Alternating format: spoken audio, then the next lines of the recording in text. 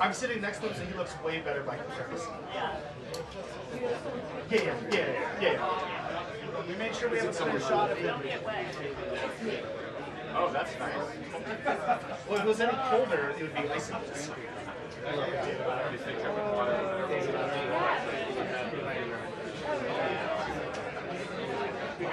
Yeah, I like it a lot. I was saying,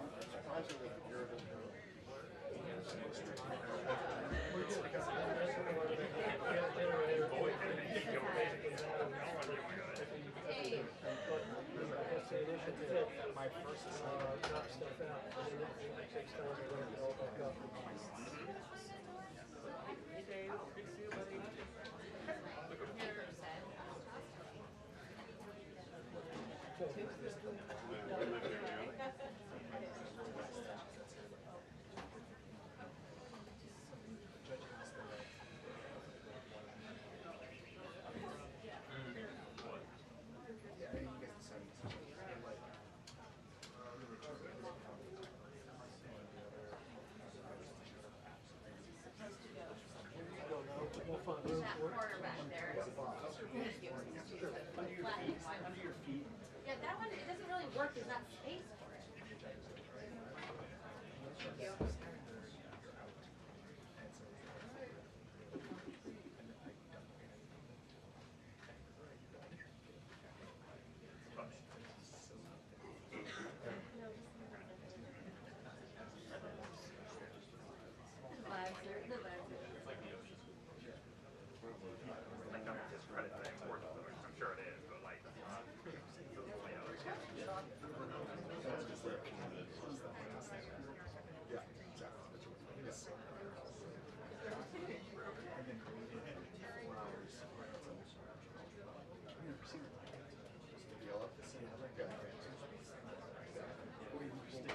you.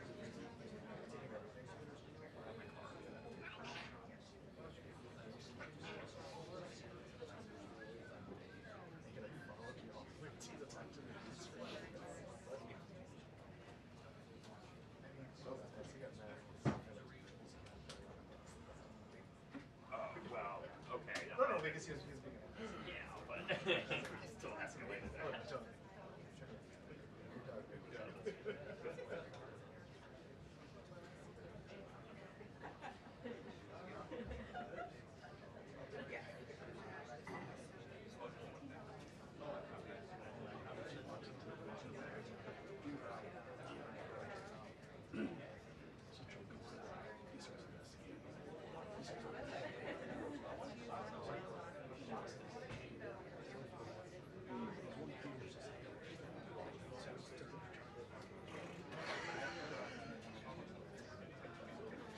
Say something. Yeah, he goes, they were all out of focus. It's an you don't have like one university. I was completely silent. Yeah, well, your phone was about 45. But it was right in my face. Just hanging there. I got it. There you go. About. Honestly, that's the best. That's the best way. Yeah, exactly.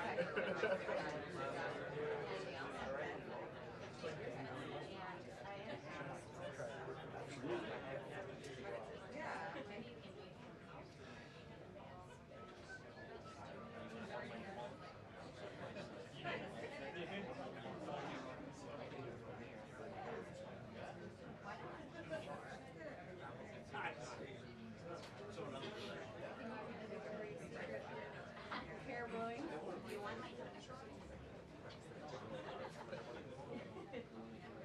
You can shoot ABC after that. I'm not going to shot. And like I waited for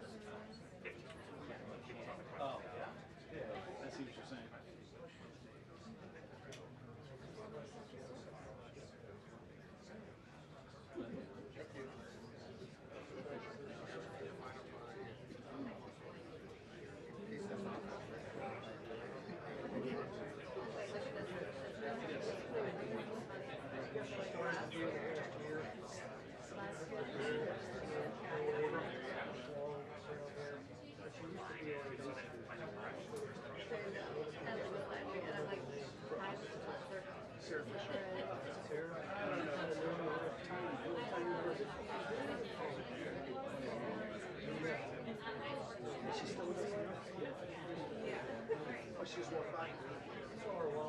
Lena? I know, forever. She's new. Oh. Yeah, I agree. For being as young as she is, she's good.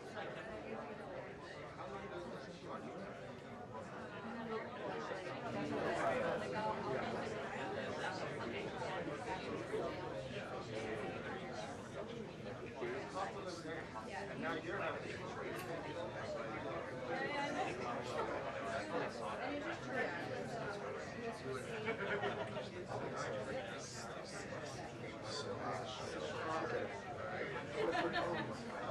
It looks right. Oh, there it is. Oh, yes. Oh my God. Beautiful. Oh.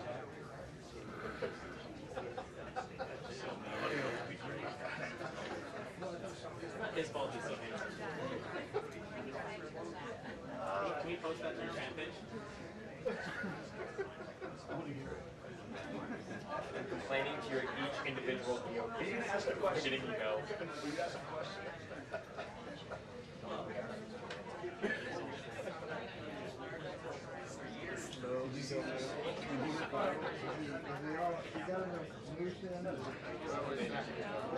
Someone made an Instagram.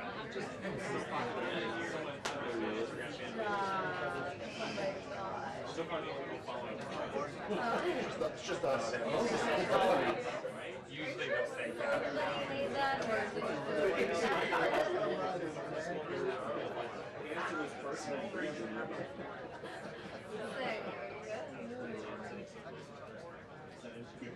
You saw all that shit. What? You saw all that viral. Yeah, but I didn't know they made an account for it. Who's that guy? You're the guy from the internet.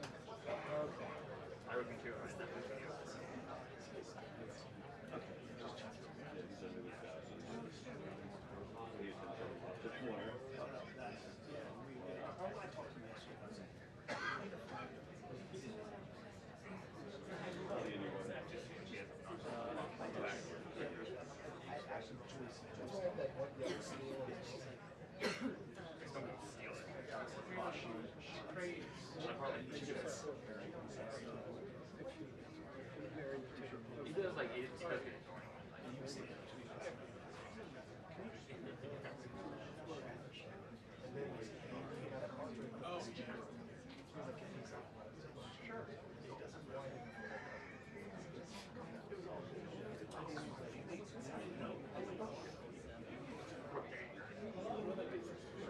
Yeah, that's what she told me. She told me yesterday was the second. I said, oh, man. Yeah. I don't know if that's the best thing.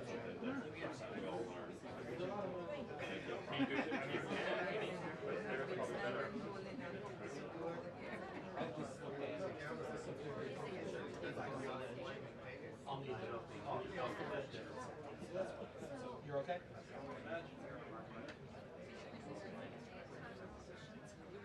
At least I'm safe right here. If somebody shoots this place.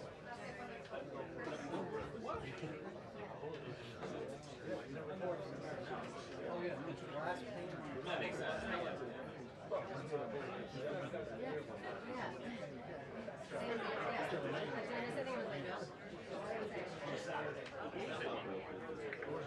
No, just this. Just that. That was on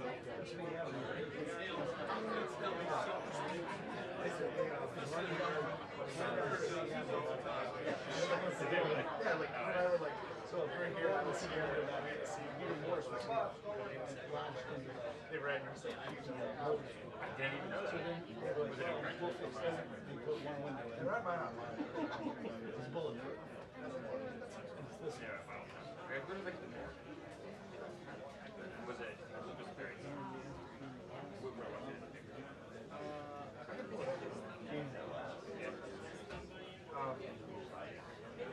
My favorite is making mine. Well, yeah, yeah.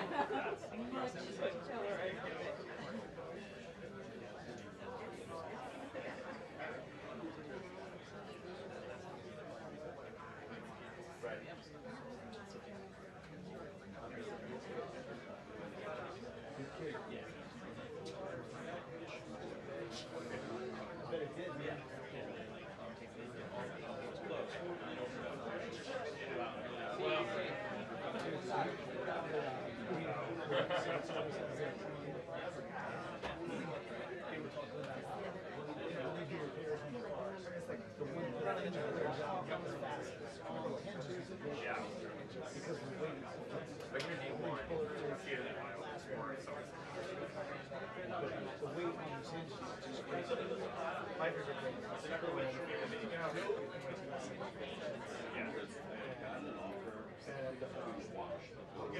every state. Oh, I mean, to be fair, I get turned on here. I'm just like, but the problem is like consistently they're all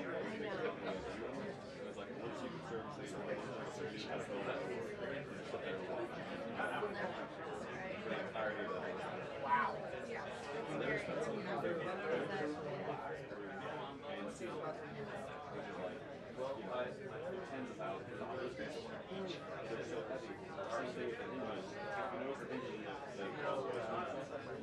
Oh, right. Because they have to like make all the bridges for the weight. So yeah, big part of it. reinforce the wall that the bridges go into.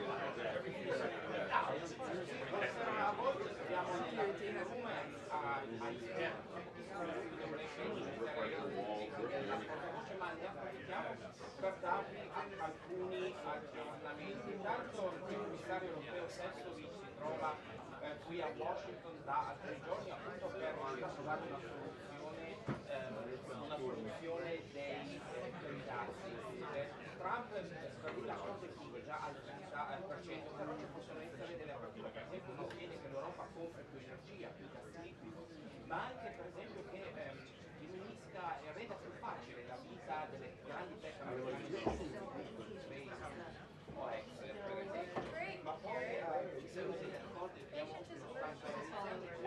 stato trovato un accordo con l'India, non con il Canada e sappiamo anche, tornando sugli esteri, che il ministro della difesa israeliano è a Washington e domani incontrerà il ministro omonimo di Exet al Pentagono, ma c'è anche il ministro degli esteri del Qatar che si è fermato un giorno in più a Washington perché sappiamo che Trump potrebbe a giorni, forse a ore, annunciare un possibile accordo tra Hamas e Israele, però come abbiamo visto tutto può cambiare. In ogni modo si chiama, lei mangerà il briefing della Karoline Leavitt, la Secretary, e potremo avere dei commenti sia sui dazi e anche sul lato Siria, Israele e Hamas. Vi aggiorneremo nel corso del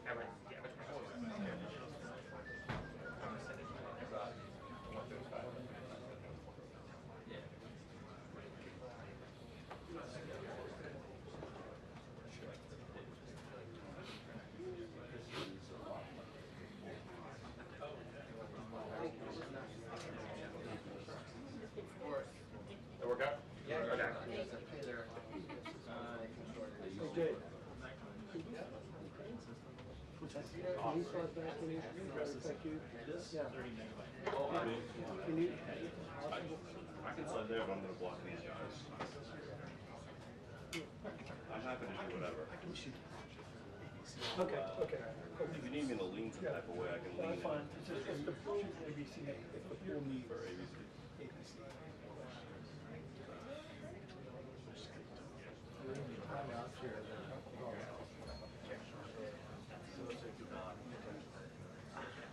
It takes a team effort. I know. It's a heavy lift. Just to get your shot. Don't I? I appreciate it. First time actually.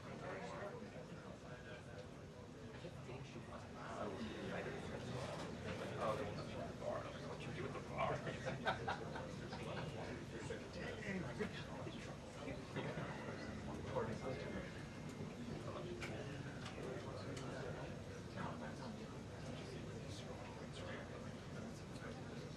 Right.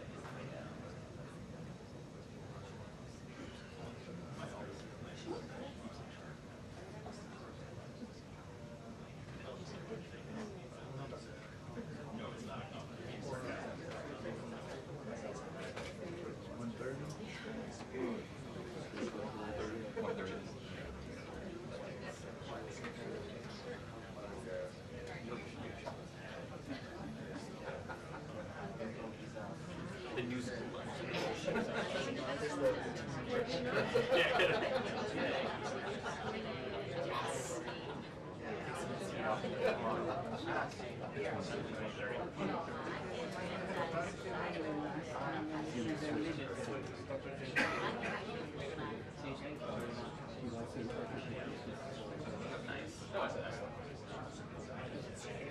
That was not intentional.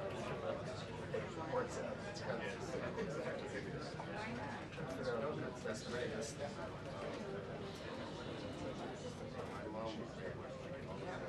Oh.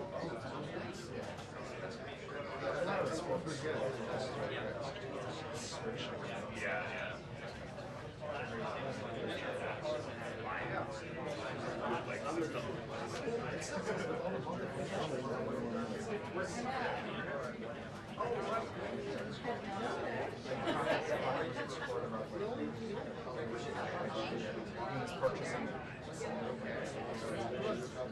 Set it down.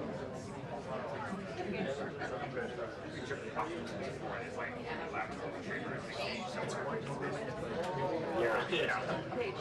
Had a lot of it.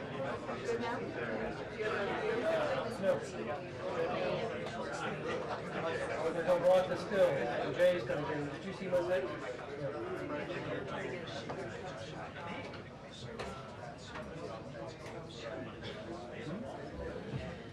Well, I don't have a shot. And if he moves back here, he's going to be in the way of the still.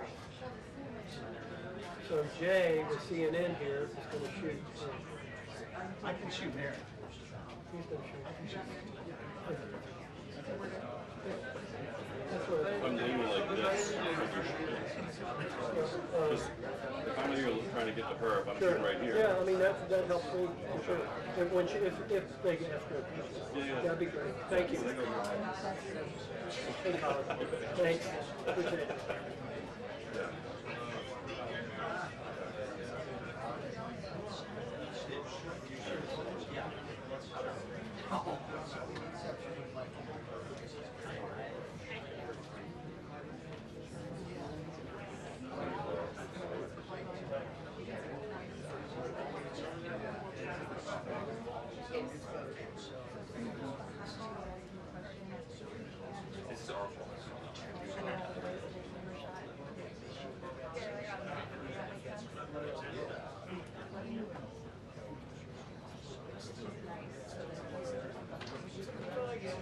Yeah, so we like.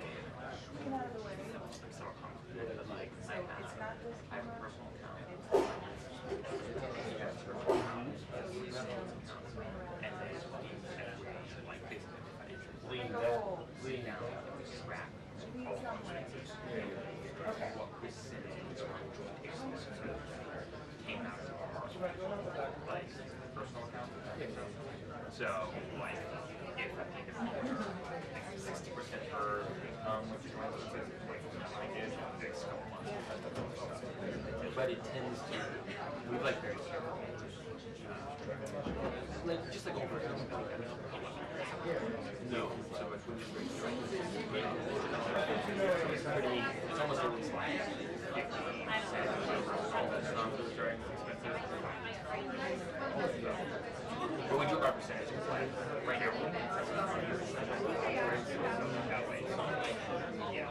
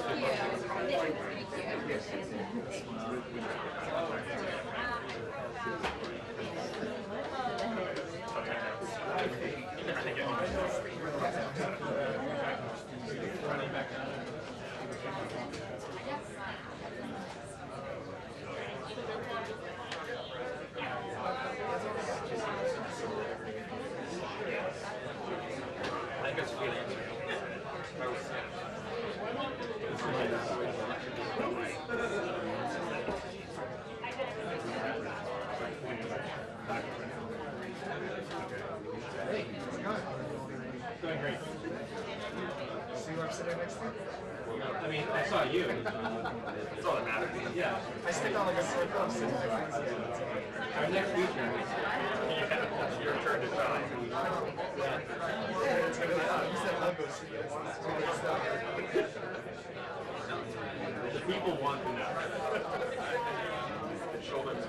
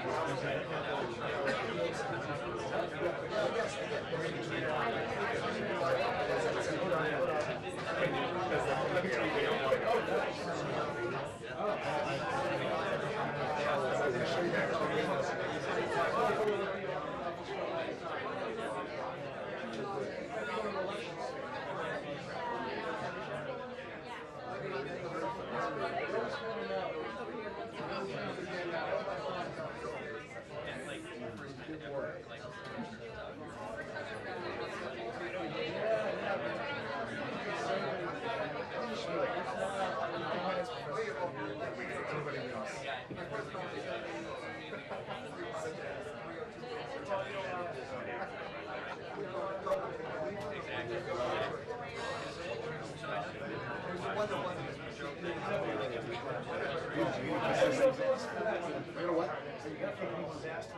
I am. I hope so.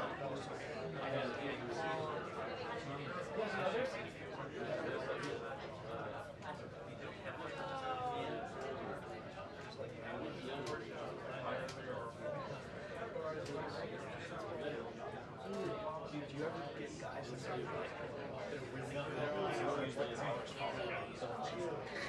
Like Kobe Bryant. Villains?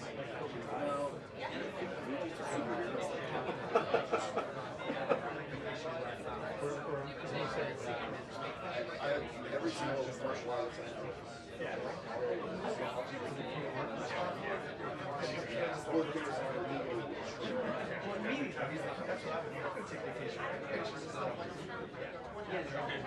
as she told it, that she's fine. She has tough as a cat. But if you start to mention her boss.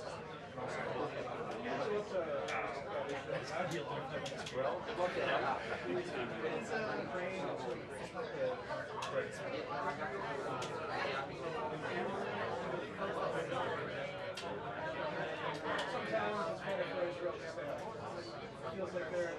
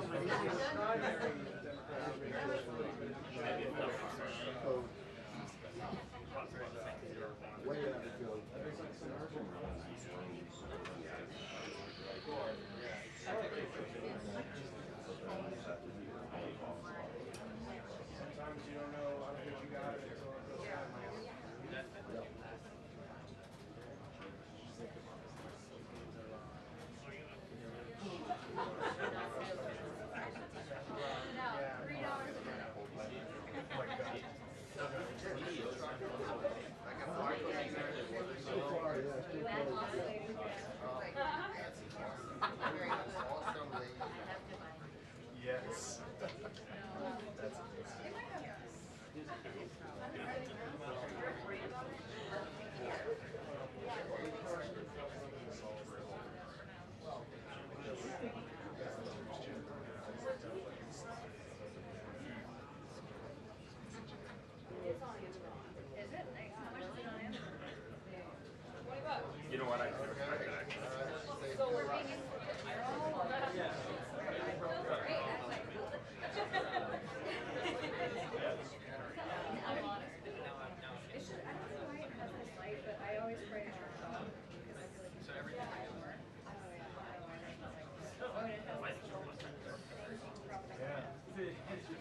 almost crazy enough for when you get out of bed and go figure out the next one. Bill apparently just barely runs one.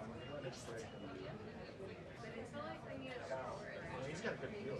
Yeah.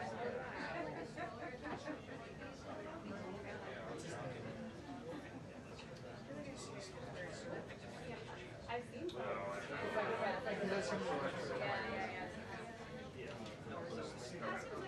Get a nice one from Sometimes it's good to be in sync. the real question is if I can hold it, I try to get 2 3 nights. I feel like you got it, but even 2 for 1.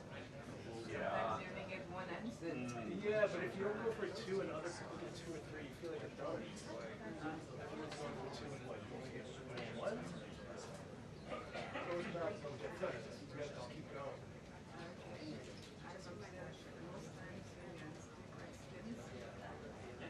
She'll allow the follow-ups. Choosing one or the other, yeah. So I have a follow-up.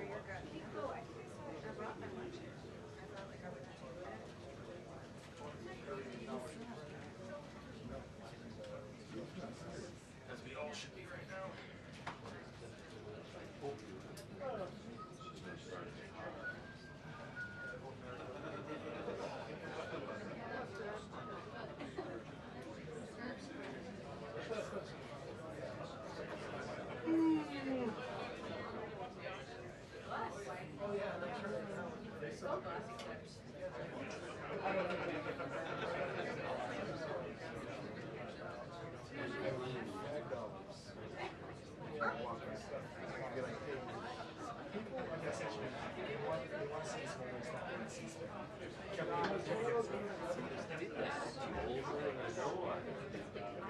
You're better off not knowing.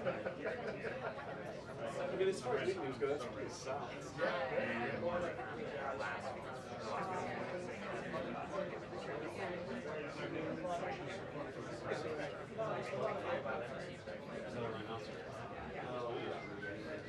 Very weird.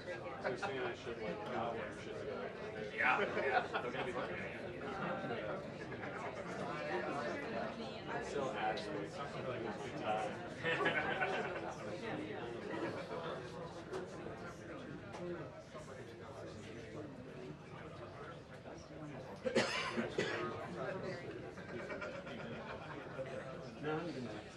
Like he came to work with that once.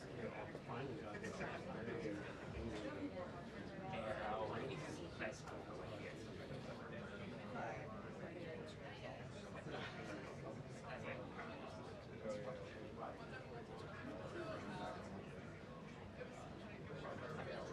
Right? Like so. It's weird, man. It's kind of weird.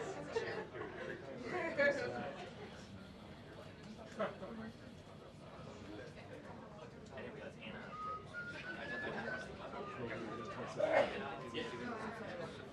I didn't realize. Yeah, like a function.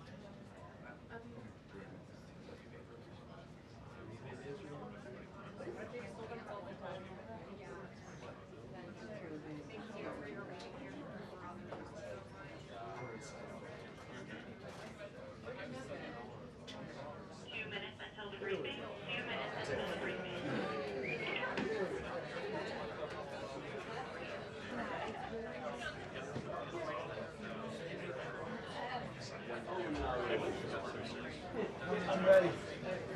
For you, maybe you. You, not me. They have a good shirt. Good luck. Sit right over Steve. What's on the other side? Well, all right.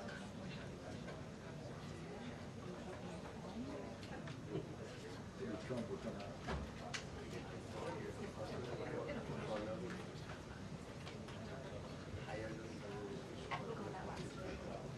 You have the chair ready for you, sir. Appreciate that. Good, how you doing? Sorry we were doing that's all right. Oh, really? Group art concert? Oh, nice. Good. That's a big one. What's that? I think you're pretty cool.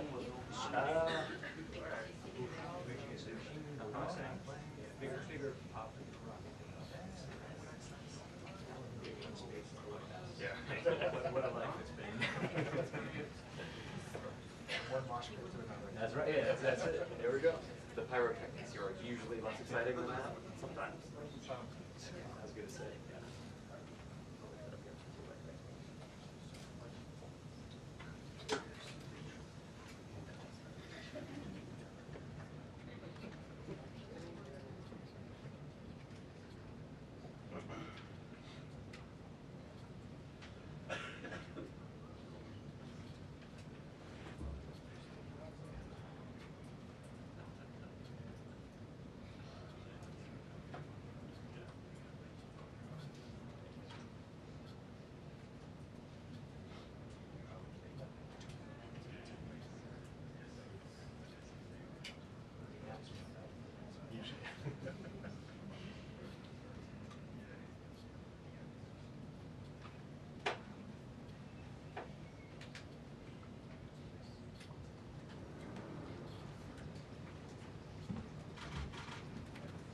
Good afternoon, everyone. I apologize for our tardiness. I was with the president.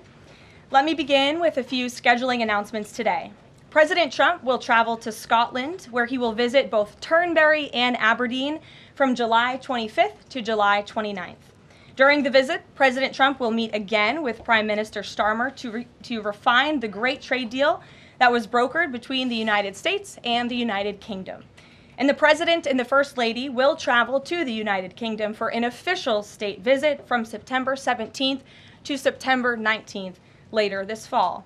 This will mark a truly unprecedented second state visit for President Trump, and he is honored and looking forward to meeting with His Majesty the King at Windsor Castle. There has been a wave of positive economic news over the past week, which I would like to highlight today. Joe Biden's inflation crisis has been defeated. Prices paid to American businesses for goods and services were flat in June, which is lower than all 50 forecasters in the Bloomberg survey predicted. And core inflation, which is the best measure of inflation, came in lower than expected again in the month of June. Since President Trump took office, core inflation has tracked at just 2.1% overall and has come in below or at economists' expectations every single month. Wages are growing at a strong pace and prices are falling for everyday Americans. We also saw prices for new and used vehicles and airfares drop last month. In addition, prices for gas, fuel oil, energy commodities, hotels, airfare, public transportation, and fresh vegetables are all down over last year. As we said all along, trust in President Trump. The American dream is back, and everyday families are already reaping the benefits of this incredible economic turnaround in just 6 months. President Trump has ended the era of economic surrender and implemented powerful tariffs to stand up for our workers and businesses and rebalance America's trading agreements. Despite all of the doom casting from the so-called experts claiming that these tariffs would be the end of the world as we know it, the opposite has occurred. Tariffs are not inflationary, as President Trump has said all along. In reality, tariffs are a source of massive revenue.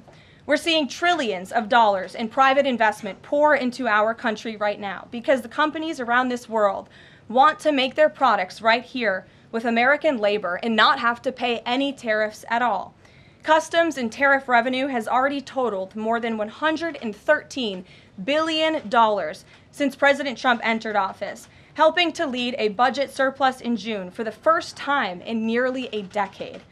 We are truly entering a golden age as a result of these pro-growth and America First trade policies. On another matter, yesterday in the East Room, the president was proud to sign the Halt All Lethal Trafficking of Fentanyl Act into law, surrounded by angel families to help finally end the devastating fentanyl crisis that has ravaged millions of Americans. Under the Halt Fentanyl Act, anyone who possesses, imports, distributes, or manufactures any illicit fentanyl-related substances will be subject to criminal prosecution in the same manner as any other Schedule I controlled substance. This legislation will close the loopholes that criminals use to skirt around the law and make it easier for law enforcement to prosecute vicious traffickers who peddle poison in our communities. President Trump has always made tackling the drug crisis a top priority, and this important bipartisan legislation further follows through on that commitment. The complete and total success at our southern border that many in the media in this room continue to ignore is another example of the president keeping his word to families who have lost loved ones due to fentanyl, and it's another win for the American people. Customs and Border Protection just released the final operationalized stats for the month of June, and I must highlight some of these incredible numbers. There were only 6,072 Southwest apprehensions in June, 15% lower than the previous record that this president set in the month of March. To put that in perspective, the Biden administration routinely saw the same number of encounters in a single day, and on many days, that number was more than 10,000 apprehensions at the Southwest border. There were also 0 illegal aliens released along the Southwest border for the second consecutive month in a row. President Trump promised to end the illegal alien invasion, and he has delivered on that promise to the American people in record time. With the border sealed, deportations are ramping up. This past weekend, our brave ICE agents were arresting violent criminal illegal aliens all across the country. ICE Atlanta arrested an illegal alien from Mexico, convicted of attempted rape of a child in North Carolina. ICE Baltimore arrested an illegal alien from Guatemala who was previously convicted for sexual abuse of a minor in Maryland. ICE Houston arrested a criminal illegal alien from Mexico whose previous conviction includes aggravated sexual assault of a child in Texas. ICE Salt Lake City arrested a 32-year-old illegal criminal alien from Mexico who was previously convicted for child abuse and injury. ICE Baltimore arrested a criminal illegal alien from El Salvador convicted in Maryland for possession of child pornography. And ICE San Antonio arrested a criminal illegal alien from Mexico convicted of aggravated sexual assault in Texas. The men and women of ICE are heroes. They are putting their lives on the line every day to get the worst of the worst, these types of criminals, out of our communities and out of our country. And the president continues to strongly have the backs of all ICE agents who are doing their jobs to keep all of us, including everyone in this room, safe. The facility, one second. In other news, following President Trump's bold executive actions protecting American children from irreversible chemical and surgical mutilation, the largest provider of these barbaric practices will now be closing its doors. The facility in Los Angeles, California, is just the latest facility downsizing or eliminating their irreversible and harmful services that feed into the lie that you can somehow change a child's sex. The Biden administration peddled dangerous policies that defied medical science in favor of radical transgender ideology. But President Trump has put an end to that to ensure America's children's innocence is protected and our children can lead healthy and productive lives. Finally, last night, Senate Republicans passed President Trump's $9 billion rescissions package. This will help restore fiscal sanity in our country by rescinding billions in wasteful foreign aid and finally ending taxpayer funding for PBS and NPR, two media organizations that have ridiculously used federal dollars to push a partisan left-wing agenda for many years. The House should pass this rescissions package immediately and send it to the president's desk for signature. On another note, I know that many in the media have been speculating about bruising on the president's hand and also swelling in the president's legs. So in the effort of transparency, the president wanted me to share a note from his physician with all of you today. In recent weeks, President Trump noted mild swelling in his lower legs. In keeping with routine medical care and out of an abundance of caution, this concern was thoroughly evaluated by the White House medical unit. The president underwent a comprehensive examination, including diagnostic vascular studies.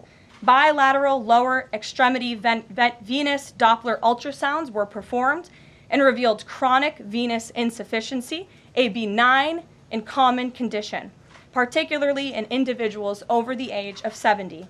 Importantly, there was no evidence of deep vein thrombosis or arterial disease. Laboratory testing included a complete blood count, comprehensive metabolic panel, coagulation profile, D-dimer, B-type natriuretic peptide, and cardiac biomarkers. All results were within normal limits. An echocardiogram was also performed and confirmed normal cardiac structure and function. No signs of heart failure, renal impairment, or systemic illness were identified. Additionally, recent photos of the president have shown minor bruising on the back of his hand. This is consistent with minor soft tissue irritation from frequent handshaking and the use of aspirin, which is taken as part of a standard cardiovascular prevention regimen. This is a well-known and benign side effect of aspirin therapy. And the president remains in excellent health, which I think all of you witness on a daily basis here. So the president wanted me to share that note with all of you. I'm happy to take further questions on it. We will provide the memorandum from the president's position to all of you, as we always do.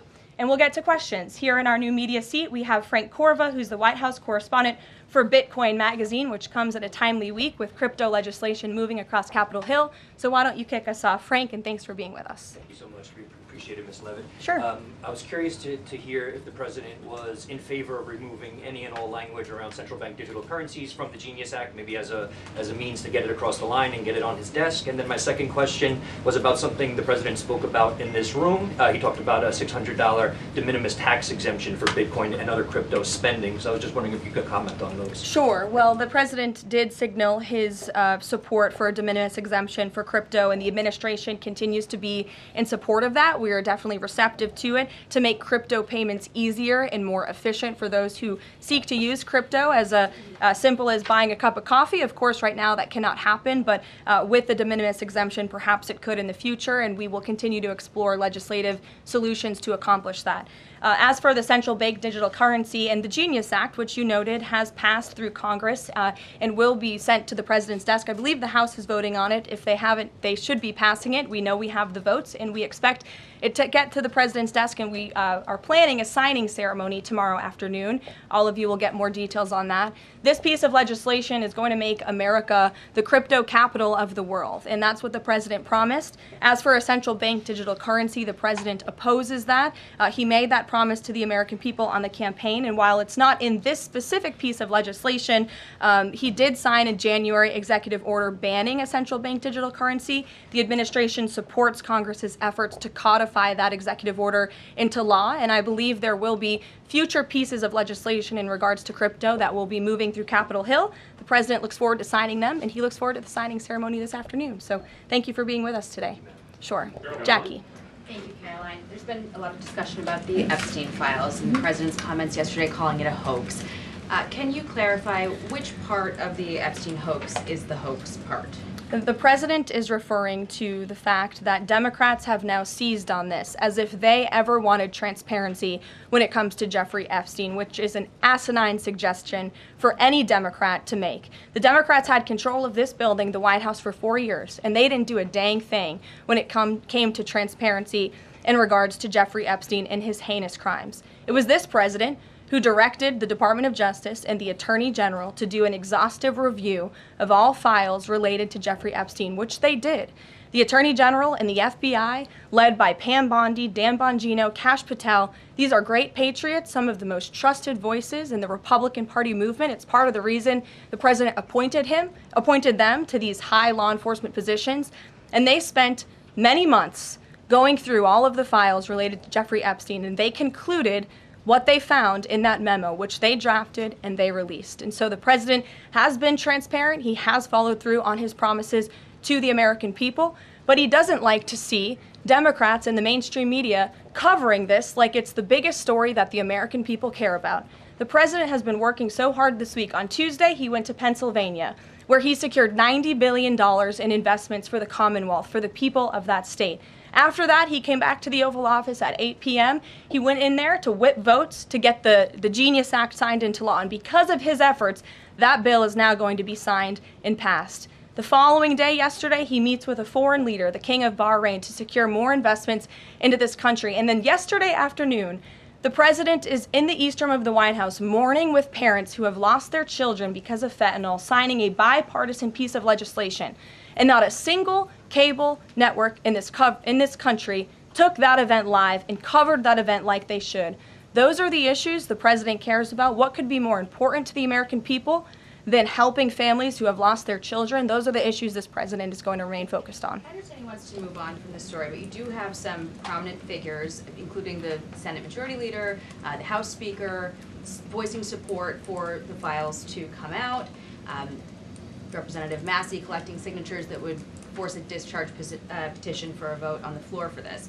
It doesn't seem to be going away. What is stopping the administration from just redacting any sensitive information, grand jury information, and putting out what is appropriate so that the American people can decide and then let this story die? Well, in terms of redactions or grand jury seals, those are questions for the Department of Justice. Those are also questions for the judges who have that information under a seal. And that would have to be requested, and a judge would have to approve it. That's out of the president's control. He has said, in agreement with some of the leaders on Capitol Hill, that if the Attorney General and the Department of Justice come across any other credible evidence, they should provide that to the American people. The president has said that, and he agrees with them on that. Why did he fire Maureen Comey? The Department of Justice did, and I would defer you to them. Dasha. Has the White House been directly in touch with some of the MAGA influencers that are still not satisfied with the administration's handling? And has the message to them been similar to what the president has said, which is sort of either let this go or we don't need your support? Well, look, the president and this team are always in contact with the president's supporters, with voices of many kinds on both sides of the aisle. I think that's part of the reason this president is a great president, because he's willing to listen and hear other people's perspectives. But ultimately, he has led this country, not just over the past 6 months to historic success, but also through his first 4 years as president. And as the leader and the creator of the MAGA movement, he has led through these perilous times for our country based on instinct and in the best interest of the country. And as I always say, the American people should trust in President Trump. John, go ahead, John. Thanks a lot, Karoline. The president on Monday announced that if there's not compliance with Russia within 50 days, there would be increased tariffs. Can you explain how that works, first of all? What happens if Russia doesn't end its war with Ukraine in 50 days? Well, in 50 days, as the president clearly laid out, if there is not a ceasefire agreement or a peace deal within that time frame, if Russia refuses to legitimately agree to a ceasefire, then they will face very steep tariffs, and they will also face secondary sanctions. So countries that are purchasing oil from Russia will be sanctioned as well, and of course that will do deep damage to Russia's economy. And I would just add that the president wants this war to end with a diplomatic solution. He's been pushing for it. This administration has spent many hours and a lot of time trying to solve this war very far away, but the president wants to stop the killing, and he wants to save lives. Reagan, go ahead. What you were saying, Karoline. Reagan, go ahead. I have two questions for you. It's just about, if I may, just about the tariffs, the first part. I get the secondary tariffs, but there was only $3 billion worth of trade between the U.S. and Russia in 2024. It's expected to be far less this particular year. On April the 2nd, both you and the Treasury Secretary said it's not necessary to apply any tariffs on Russia. You said that because of the lack of trade, it precludes, that was the word you used, any need for tariffs. Why now, and why do you think that that would make them cave and come to some sort of peace agreement as it relates to Ukraine? $3 billion is still a lot of money, John, and it's not just tariffs, it's the secondary sanctions as well that will be implemented in 50 days. Reagan. Thanks, Caroline. I have two questions for you. Sure. First on Congress. Congresswoman Salazar introduced legislation that would give some illegal immigrants in the country a path to citizenship. 10 Republicans signed on to what she's calling the Dignity Act. I'm curious what the White House's position is on the legislation and if the president would veto this bill if it made it to its desk. From my understanding, the White House nor the president has actually read through this legislation. We've been focused on, of course, the One Big Beautiful Bill, which passed, which is another historic accomplishment of this president in record time. The Genius Act this week, the rescissions package, that's been the focus of the White House. But the president has made it very clear he will not support amnesty for illegal aliens in any way. I want to give you a chance to respond to the CEO of NPR. She's claiming that the cuts to their network will, quote, be a real risk to public safety of the country. Murkowski has argued that public broadcasting stations save lives. Could you respond to these concerns? The NPR CEO said cutting NPR will be a risk to public safety. I am not sure how NPR helps the public safety of our country, but I do know that NPR, unfortunately, has become really just a propaganda voice for the left. Just a few examples for you. In 2020, NPR refused to cover the Hunter Biden laptop scandal in the run-up to the election. They said their assertions don't amount to much, writing they did not want to waste the listeners' and readers' time on stories that are just pure distractions. That does not sound like an unbiased opinion. That sounds like a partisan opinion to me. And this is a taxpayer-funded organization. In 2018, that same CEO that you're talking about called the president in the Oval Office, who nearly 80 million Americans elected, she called him racist, shared a photo of herself wearing a Biden for President campaign hat, serves on the board of a Soros-funded activist group. In 2020, PBS's White House correspondent at the time characterized President Trump's speech then at Mount Rushmore as a love letter to white resentment, promoting the myth of America. In 2017, PBS devoted an entire panel talking about what it means to be woke and white privilege. In 2023, PBS's Washington Week Roundtable covered up Joe Biden's clear mental divide. That's actually quite the clip. I would encourage all of you to look at it. These are not honest news organizations. These are partisan, left-wing outlets that are funded by the taxpayers. And this administration does not believe it's a good use of the taxpayers' time and money. Ed Lawrence. Yeah, thanks, Carol. I want to ask you about the Federal Reserve. So does the president believe that the slightly restrictive monetary policy stance right now, could that cause an economic slowdown? And if he does believe that, when? What pause are you referring to? No, could the stance of the monetary policy is slightly restrictive? Does the president believe that that stance, the slightly restrictive stance, could cause an economic slowdown in itself? I haven't heard the president discuss that specifically, but what I do know in regards to the Federal Reserve is the president's been very transparent about his displeasure with both the policies and the management of the Fed, and he spoke about that to all of you pretty extensively in the Oval Office yesterday. And last month, one more if I could, last month the Canadian Prime Minister said the president had agreed to a July 21st deadline to sort of work towards a trade agreement. That's 4 days from now. Could there be a trade agreement with Canada in 4 days? Well, look, we'll see. The trade team continues to be very active in our conversations and discussions with Canada. The president himself has said, unfortunately, our neighbors to the north have been pretty difficult to deal with when it comes to matters on trade. But in trade, generally speaking, as you know, 25 countries have received letters thus far from the president directly with his big, beautiful signature on them, from Japan to Korea, South Africa, Kazakhstan, Malaysia, just a few countries, and Canada also received a letter for 35%. With that said, if countries want to have legitimate further discussions, the Trump administration and the president's trade team are willing to have further talks, but these letters these countries have been receiving are the deals. And as the president has said, those deals will be made. They are tailor-made to each and every country based on the United States' concerns and what's in the best interest of the American worker and the American people. Charlie, go ahead. Thank you, Caroline. No, I called on Charlie, but Deanna, you can go ahead too. Go ahead. The president said that he floated the idea of a special prosecutor in the Epstein case. Can you confirm that? And has he asked the Attorney General to do this, to appoint a special prosecutor to look it over? Well, the idea was floated from someone in the media to the president. The president would not recommend a special prosecutor in the Epstein case. That's how he feels. And as for his discussions with the Attorney General, I'm not sure. Deanna. Thank you so much. Do you know what the president's reaction was to Mike Johnson saying that he wants additional files released, the Epstein files? Was there a conversation with Mike Johnson about that following his comments? I won't discuss the president's private conversations with the Speaker of the House, but as I answered to Jackie's question earlier, the president has said if the Attorney General and the Department of Justice and the FBI have any more credible evidence in regards to Jeffrey Epstein's crimes, they should put that forward. He has called on them to do that. Sure. Thank you, Caroline. With a few days. I'll go to all of you, starting with the lady in the blue. Go ahead. With a few days to the August 9th deadline, how are the negotiations with Europe going? There's some sticking points. What are they? Can we expect a delay, or should we expect a deal soon?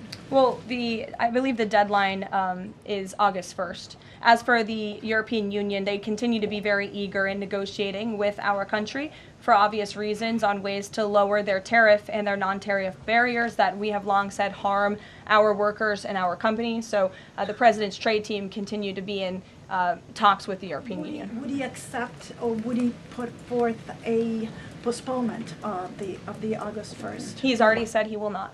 Owen, go ahead.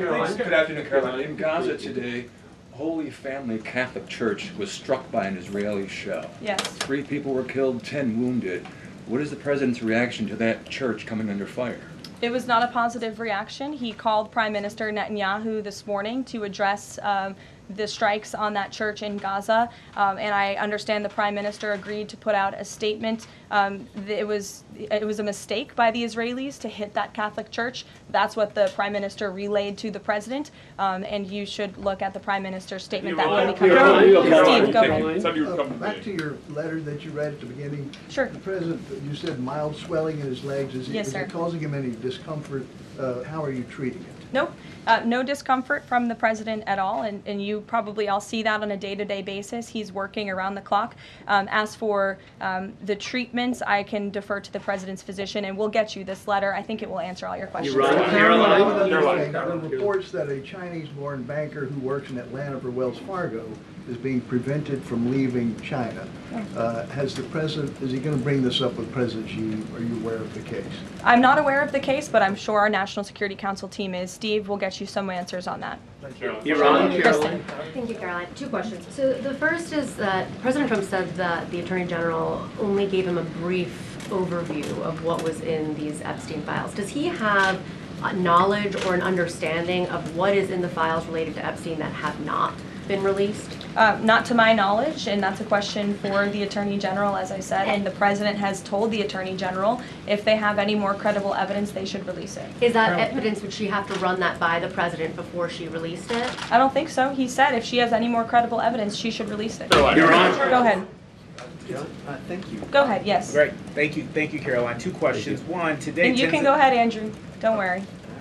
Today, tens of thousands of folks are rallying nationwide to honor the legacy of Congressman John Lewis. Meanwhile, Republicans in Texas reportedly are working to redraw congressional maps at President Trump's urging.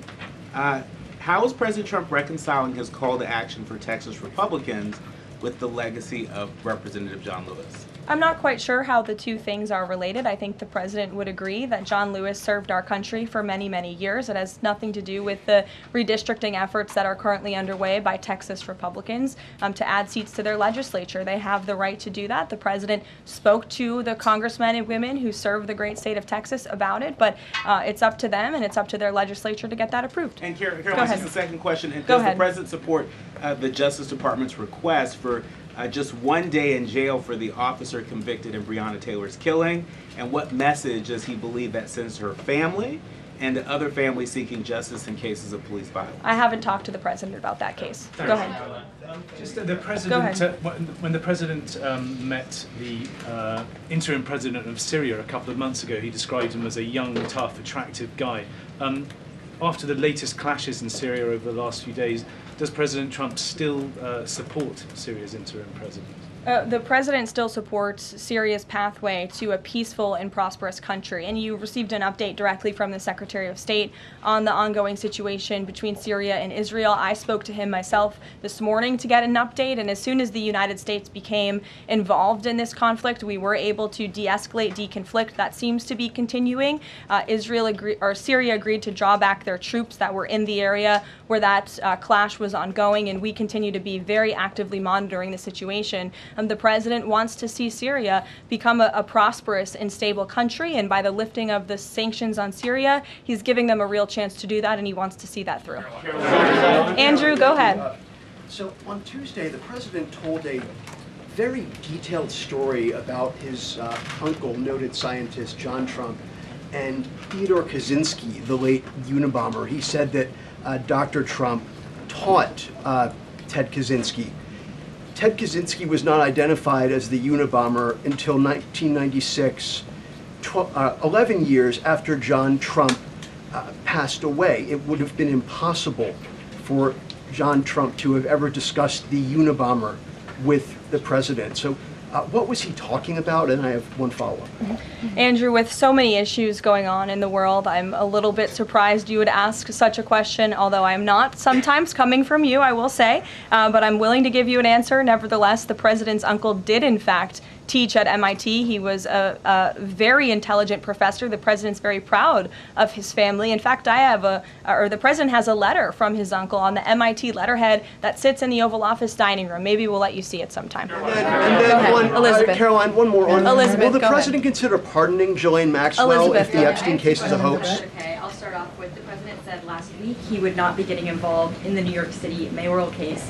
If that mayoral race, if that's still the case, given his history drawing a large crowd in New York City, what's his reason for staying out of it in that way? Well, look, I think the president reserves the right to get involved in races or not get involved in races, and he's made the decision not to weigh in on the New York mayoral race, as you rightly pointed out, although he has gone as far to say he absolutely does not want to see Zemdami elected, who is a known communist who supports the abolishment of private property, the defunding of police. He has made very well-known anti-Semitic statements. It would be a disaster for New York and for this country, and I think it's quite telling that this individual, a known communist, has been spending time in Washington this week meeting with leaders on Capitol Hill. This is truly where the Democrat Party is headed. Clearly, they learned nothing from November 5th in the president's overwhelming victory. Mary, go ahead. Thank you, Caroline. I want to backtrack to the hospitals that have stopped providing transgender surgeries and hormones for kids. On this front, does that have anything to do with the DOJ's subpoenas last week? Should we expect any more hospitals be shutting down their programs? And I wanted to also ask what you make of all these media reports, especially the AP, which I noticed, which portrays these children as losing something that's saving their lives. Yes, I think the president spoke a lot about this issue, which is a political issue, but also really a cultural issue that impacts children and families. He talked about it a lot on the campaign, and I think he was quite surprised by the uptick we were seeing in the embracement by the Democrat Party when it comes to the chemical castration and mutilation of young, innocent bodies. And so the president made it a very early priority to sign very strong executive orders to cut off the funding for any hospital or any medical facility in this country that provides such barbaric procedures. And as a result of that strong policy and the president's strong common sense position on this issue, we've had such an overwhelming response, which is great for children in Arizona. Phoenix Children's Hospital has stopped providing puberty blockers and hormone therapy to minors. In California, Stanford Medicine ended sex change surgeries for minors. Children's Hospital Los Angeles is closing its Center for Trans Youth Health and Development surgical program. In Illinois, Lurie Children's Hospital Chicago stopped sex change surgeries. Again, let's think about what we're talking about here. Sex change surgeries for minors. These are barbaric practices that no child, innocent child, should have to endure. And the president wants to protect the innocence of children, and I know the vast majority of Americans support him in that effort. This is a wildly popular and common sense endeavor this administration has taken, and we've seen many of these medical institutions have followed through with the president's executive orders, but will continue to take further action on this important issue. Garrett. I too, if you'll indulge me. Sure. On the rescissions package, I wonder what the White House makes of this theory that it increases the odds of a shutdown. The theory is basically, why would any Democrat vote for a bipartisan spending deal with Republicans if Republicans can turn around and claw the money back the next day? Look, $9 billion worth of crap that it was in our federal funding that is now being rescinded. This is a good thing for the American people, and the American taxpayer. And I think our Office of Management and Budget Director was saying this process should be more bipartisan. Democrats, there was a time in this country where Democrats too cared about getting rid of waste, fraud, and abuse in our federal spending. I think every American agrees the government spends way too much money on things that don't matter. Some of those things include PBS and NPR, or for instance, the Democracy Fund, which was funded to the tune of $83 million through the Department of State, but they were giving hundreds of thousands of dollars for gender equality and empowerment hubs in Yemen, $3.9 million for strengthening information integrity, equality, and democracy for LGBTQI population of the Western Balkans. These are not good uses of the taxpayer funds, and Republicans are proud to lead that effort, and we wish more Democrats would join us in that. I wanted to follow up on the Maureen Comey question just to clarify. Did the White House have any knowledge, or did the president sign off on her firing? This was a decision that was made by the Department of Justice. There was an agreement that was made between Immigration and Customs Enforcement and the Centers for Medicaid and Medicare Services regarding access to Medicaid information for 92 million Medicaid recipients around the country. That includes health information. So how does that not violate HIPAA violations and privacy concerns, for example, of American citizens?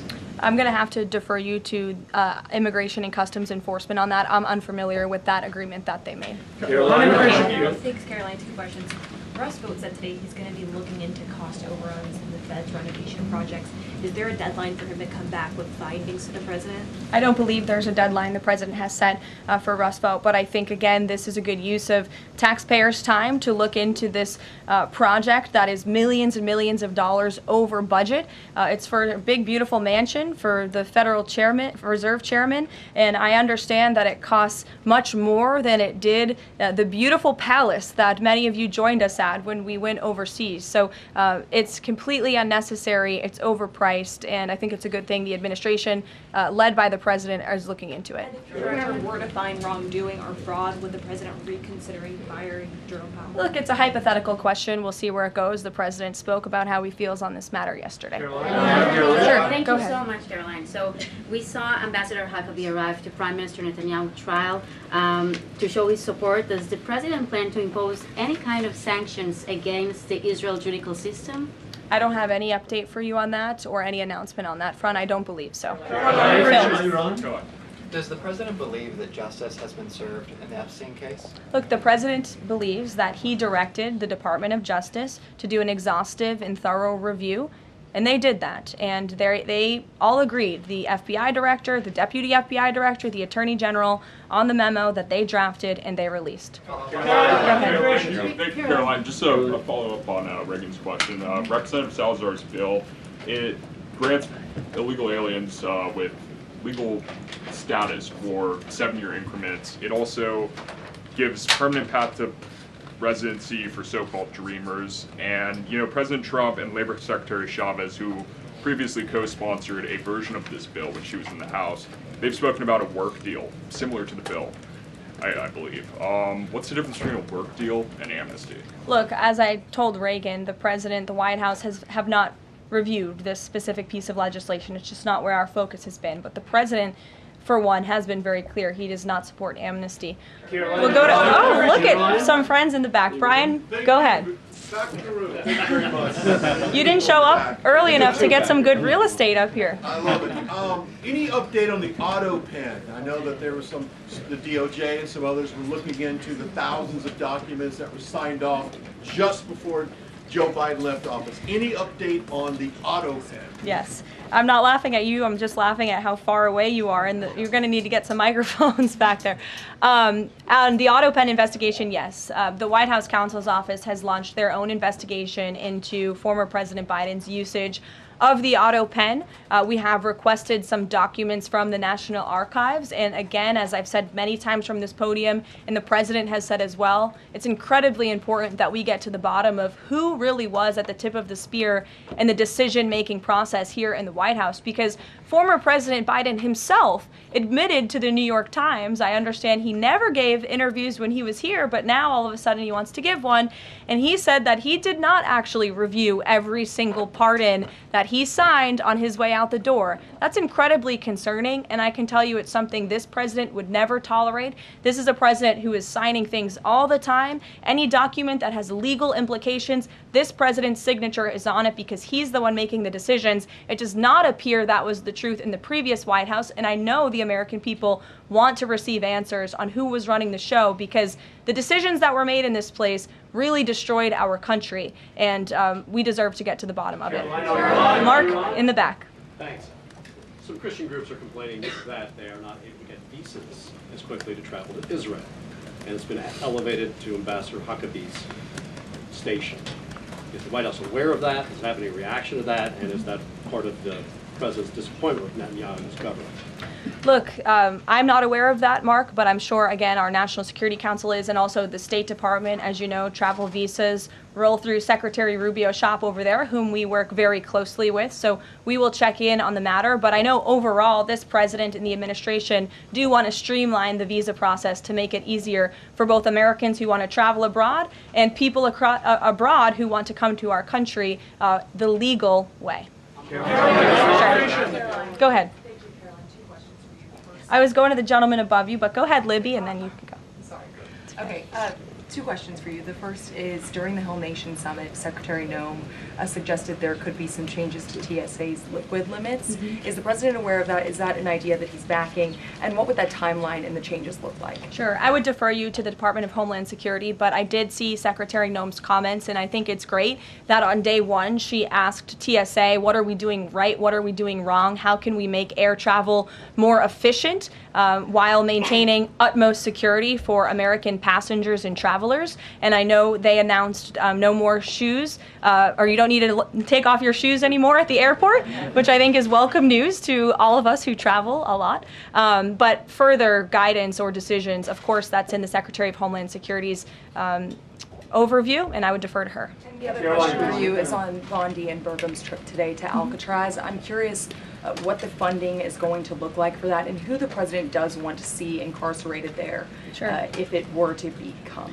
Sure. Well, this was an idea of the president. He spoke about it in May, and he directed his administration to review a reopening plan for Alcatraz if it is possible, which is why the Attorney General and the Secretary of Interior have traveled there today. They are touring the site, and if the Alcatraz prison is reopened, it would be under the purview of the Bureau of Prisons. And the Secretary of Interior also would play a big role in this as well. So they're there to review the site today, and I'm sure you'll hear more from them on it later. And just to follow up, Libby, on who the president wants to see housed in Alcatraz, the worst of the worst criminals in this country, both American criminals who convict heinous crimes, but also illegal alien criminals before deportation as well. Sure. Go ahead. The State Department yesterday urged the Chinese Communist Party to cease its campaign to eradicate Falun Gong, a peaceful spiritual practice. With the anniversary of this brutal persecution approaching, does the White House have a message for the CCP on this? Well, I will get you one, and we will get back to you. Sure. Go ahead. We'll take. Go ahead, and then go ahead. Sure. I've never called on you. Why don't you go ahead? In the red tie. Hello. Dr. Harper behind. Thank you. Yes. Go ahead. Go ahead. Me, thanks. Yes. Thank you, Caroline. Yes, you. What's your name? My name is Matias. Thank you. What's your outlet? I'm from Record TV, Brazil. Great. Brazil's President Lula recently said that President Trump was elected to govern the United States and not to act as the emperor of the world. And he also emphasized that Brazil is open to negotiation. I'd like to hear what you have to say about it, what the administration has to say about it, and specifically what areas are currently open to negotiation in the light of the 50% tariffs that were announced. Sure. The president is certainly not trying to be the emperor of the world. He is a strong president for the United States of America, and he's also the leader of the free world. And we've seen a great shift across the entire globe because of the strong leadership of this president. In regards to Brazil, the president sent a letter to Brazil announcing their new tariff percentage. He also directed our USTR ambassador, Jamieson Greer, to launch an investigation of Brazil under Section 301 of the Trade Act of 1974, designed to address unfair foreign practices that are affecting U.S. commerce. For years, we know Brazil's digital regulations and weak IP protections have undermined U.S. tech and innovative companies, and their tolerance of illegal deforestation and other environmental practices puts American producers, manufacturers, farmers, and ranchers who follow better environmental standards at a competitive disadvantage. So this president always acts in the best interest of the American people and the United States of America, and he will continue to do so. Thank you very much, everyone. We'll see you later. I appreciate the enthusiasm today. Caroline.